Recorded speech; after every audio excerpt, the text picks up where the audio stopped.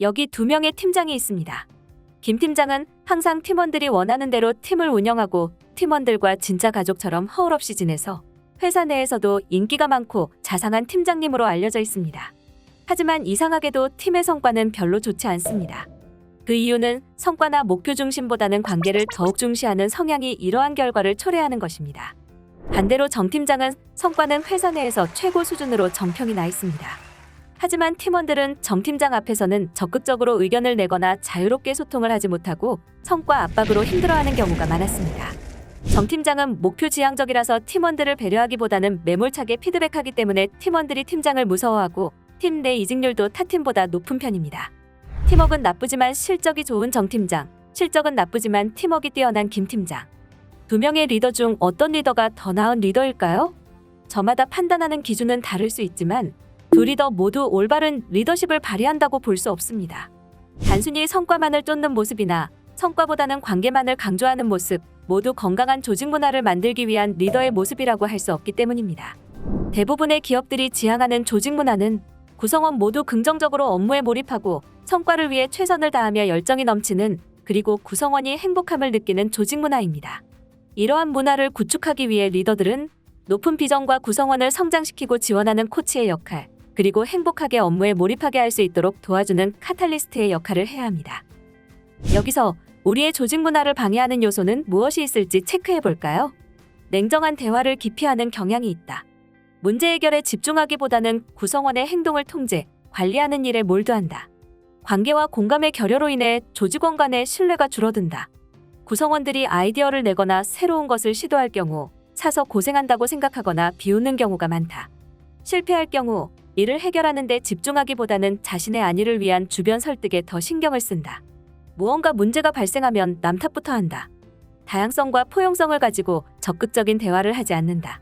실질적인 행동이나 실천보다는 열망과 꿈 등 막연하게 조직 문화를 생각한다. 완벽주의와 두려움이 팽배하여 학습하고 성장하지 못한다. 여러분이 속한 조직은 위 체크리스트 중 몇 개나 해당되시나요? 만약 해당 사항이 많다면 우리가 지향하는 문화를 만들기 위해서 해야 할 일들은 무엇일까요? 첫 번째로 심리적 안정감을 기반으로 하는 도전과 자율적인 의사소통입니다.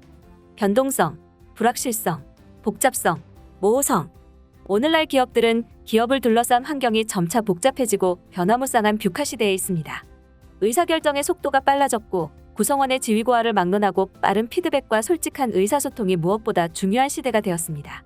빠르고 정확하게 피드백을 주고받는 것이 조직의 운명을 결정한다고 할 수 있습니다. 즉, 심리적 안정감을 기반으로 한 과감한 도전과 활발한 의사소통이 기반이 되는 문화를 만들어야 합니다. 앞서 정 팀장이 성과 위주의 도전성 측면에서는 리더십을 발휘하였지만 활발한 의사소통 문화를 만들지 못한 이유는 바로 조직 내 구성원들의 심리적 안정감이 부족했기 때문입니다. 조직 구성원이 실패를 두려워하고 팀장으로부터 응징을 당할지 모른다는 두려움을 가졌던 것입니다. 우리는 이와 관련된 실제 사례를 두려움 없는 조직의 저자 에이미 에드먼슨 교수가 진행한 연구 결과에서 찾아볼 수 있습니다. 에드먼슨 교수가 병원에서 진행한 조사 결과에 따르면 우수한 성과를 내는 조직은 오히려 실수를 자주 저지르고 솔직했습니다. 즉, 실수를 하더라도 솔직하게 이를 토의하는 문화가 조성되어 있었고 이러한 토론이 발판이 되어 더 나은 조직과 성과를 가져왔다는 것입니다. 2017년 갤럽의 설문조사에서도 이러한 결과를 우리는 확인할 수 있습니다. 직장에서 자신의 의견을 자유롭게 이야기하고 받아들여진다. 라고 응답한 비율이 10명 중 3명에 불과했는데 만일 이 비율이 10명 중 6명으로 늘어난다면 이직률이 27%, 안전사고는 40%나 줄어드는 것으로 나타났습니다. 바로 심리적 안정감과 자율적인 소통이 이직률에 영향을 미친 것입니다. 정 팀장도 도전적이고 성과지향적인 면은 장점이나 제대로 된 리더십을 발휘하려면 두려움이 없는 조직 문화를 기반으로 팀원들을 육성시키고 지원하는 데 초점을 맞췄다면 팀워크가 강한 조직, 개인보다는 팀이 강한 조직 문화가 조성되었을 것입니다. 두 번째로 필요한 것은 솔직한 피드백으로 생산적인 결과를 이끌어내는 문화입니다.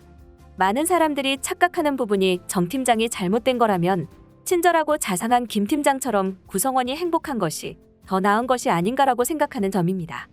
늘 타인의 의견과 생각에 동의하면서 친절함으로 포장하는 것은 절대 좋은 리더십이 아닙니다.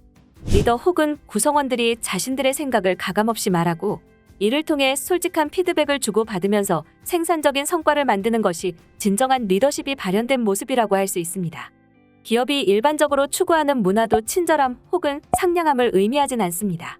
보다 적극적으로 솔직하게 서로 피드백하면서 발전, 학습하는 조직이 우리가 지향하는 바입니다. 여러분, 그리고 여러분이 속한 조직은 어떤 모습에 가까운가요?